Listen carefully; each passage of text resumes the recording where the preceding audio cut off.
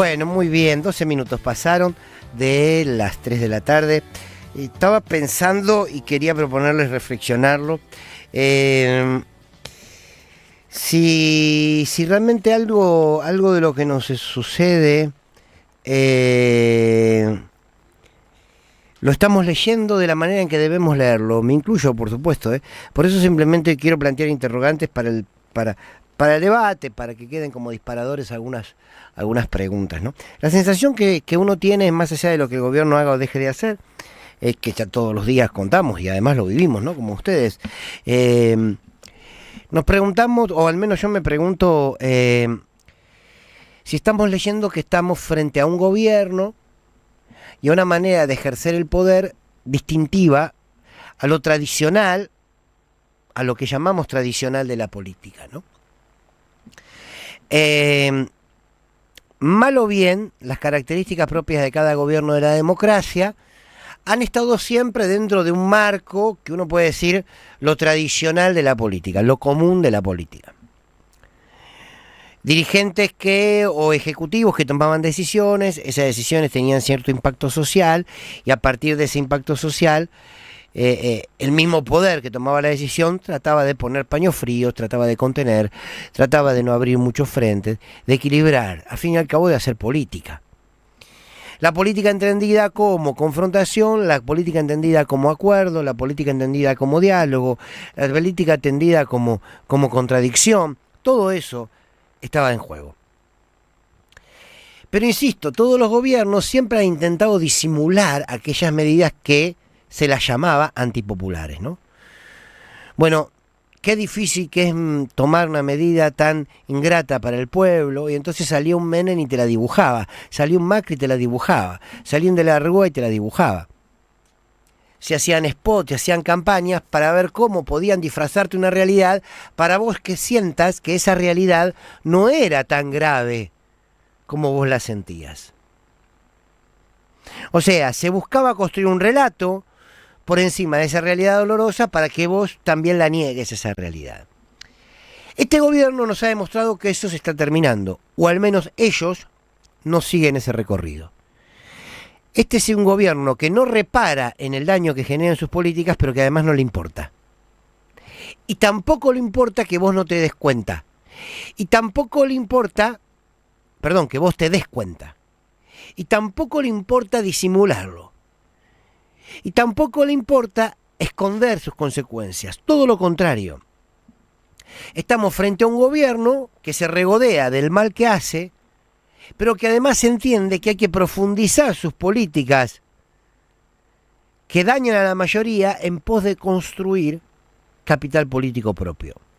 Y aquí hay una diferencia sustancial. Este es un gobierno que no repara en el daño que puede generar, que no le importan las repercusiones y que no le importa si ese hecho que llevó adelante genera negatividad en su propia imagen, no le importa. Y esto es distintivo. Y lo pongo como un ejemplo para tratar de entender a qué nos estamos enfrentando. Porque si nosotros no podemos conocer en profundidad y en detalle a qué nos estamos enfrentando y cuáles son las características con las que este gobierno ejerce el poder, difícilmente podamos darle una batalla democrática para ponerle un límite. Y creo que hace tiempo que hemos dejado de entender cómo funciona la derecha, o hemos subestimado a cómo la derecha va construyendo sentido en las cabezas de cada uno de nosotros y nosotras, aquí y en toda parte del mundo.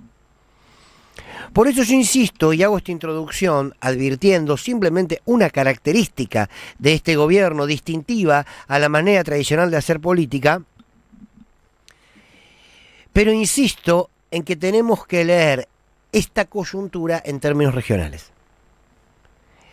Y que estamos pasando un proceso geopolítico que quiere marcar una nueva era, una nueva etapa en la humanidad, en las sociedades todas.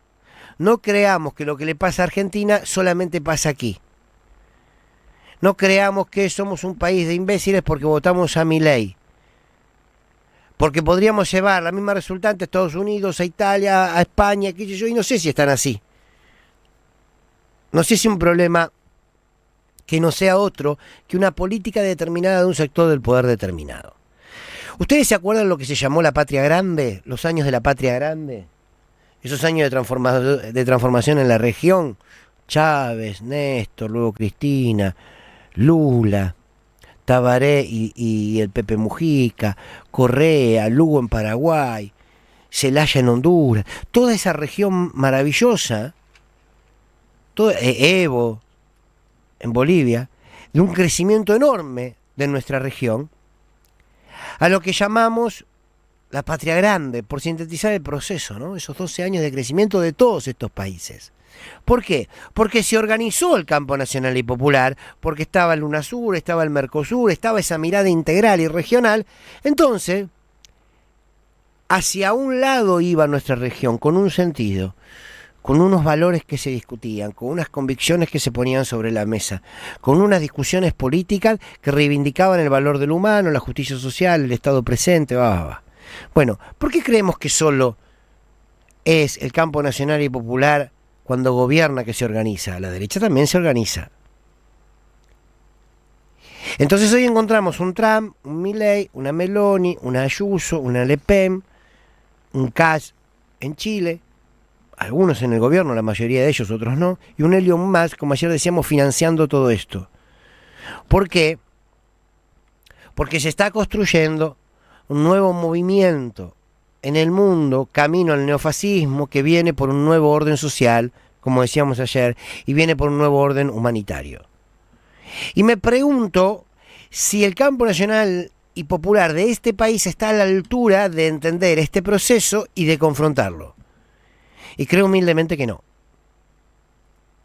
Creo humildemente que el peronismo sigue la vieja lógica del peronismo, con las discusiones del peronismo, con las internas del peronismo, con los dogmas del peronismo, con los análisis viejos, hasta el hartazgo del peronismo, y no se da esta discusión.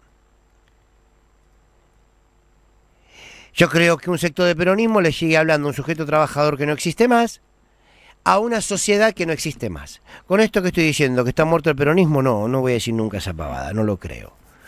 Porque es un movimiento y porque es un sentimiento y porque además es una ideología del poder.